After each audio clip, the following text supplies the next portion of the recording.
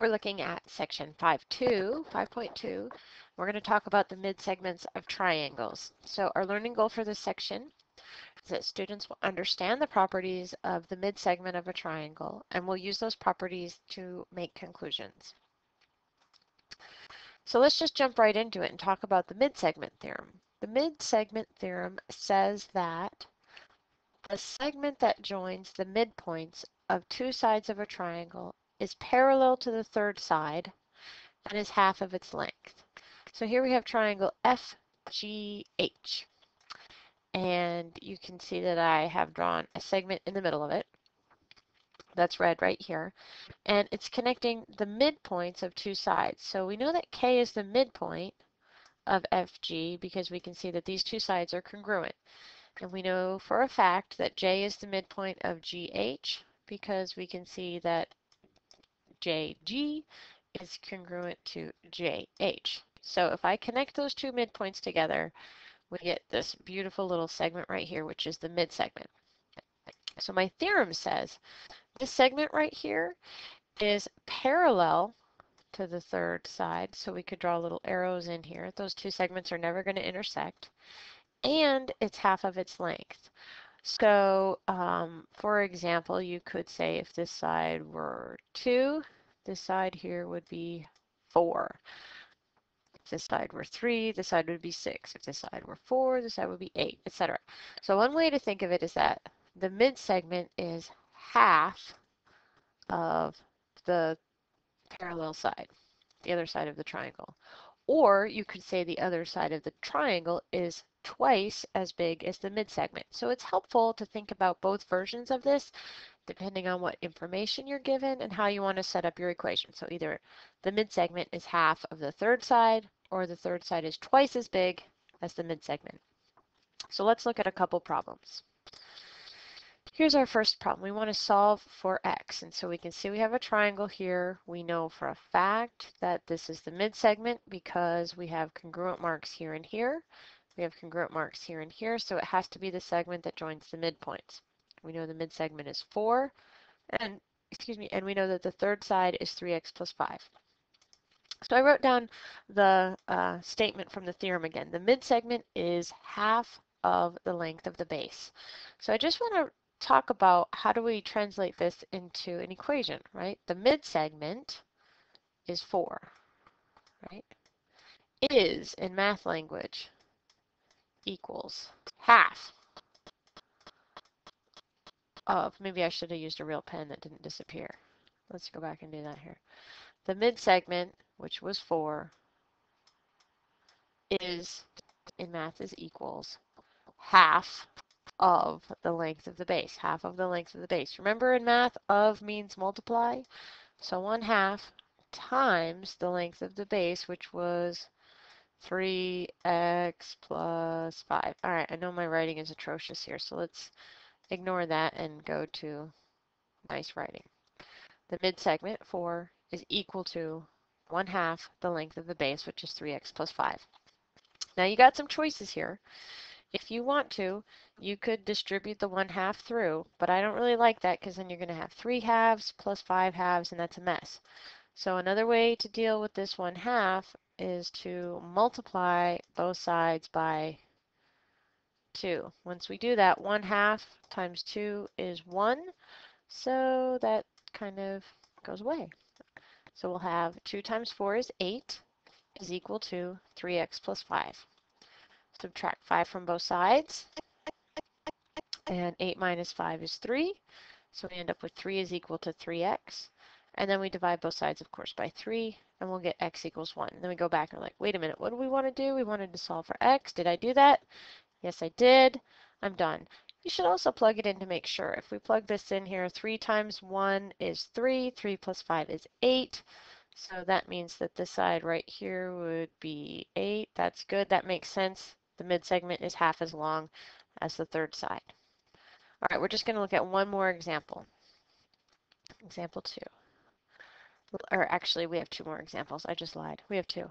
Okay, let's say we know that here we have a picture that's actually a quadrilateral, but that quadrilateral has been divided into a few different triangles here. We have triangle KLR, we have triangle KQM, we have triangle OQM, and OPN as well. So lots of different triangles here. Let's say that we knew that QM was equal to 16.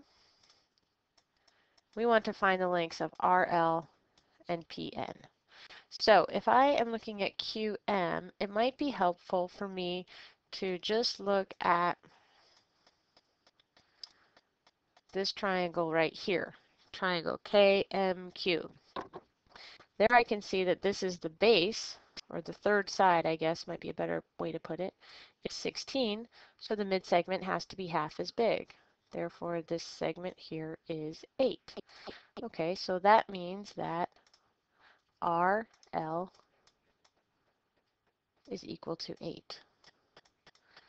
But by the same reasoning, PN, if I look at the other triangle, triangle QMO,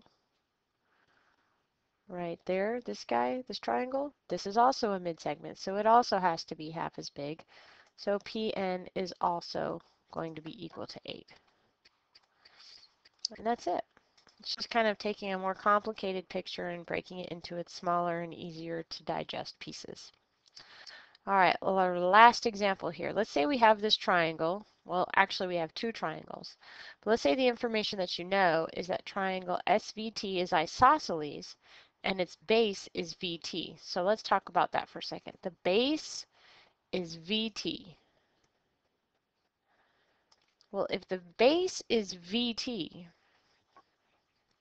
then that means the two other sides are the legs of the triangle. So that means that VS has to be congruent to ST. Now, I know that this side on the left has been cut in half, and I know that this side has been cut in half as well, and these two pieces are congruent. So what I want to find is that VS is equal to 5x plus 2, and YZ is equal to 2x plus 1.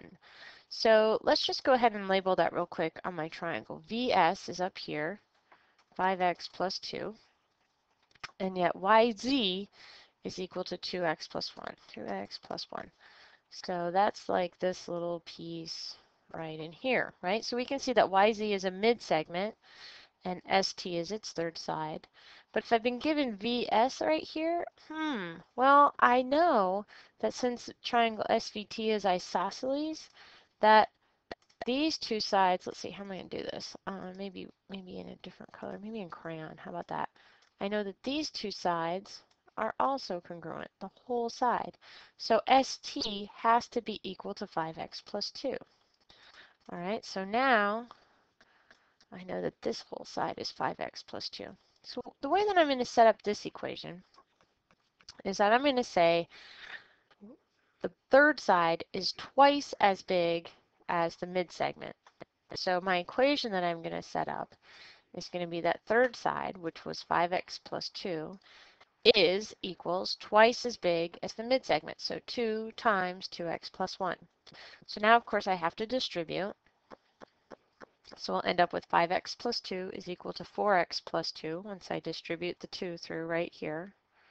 Right, there we go. And then I just have to simplify this equation, right? So subtract 4x from both sides. And that's going to leave me with 5x minus 4x is x. And then we have plus 2.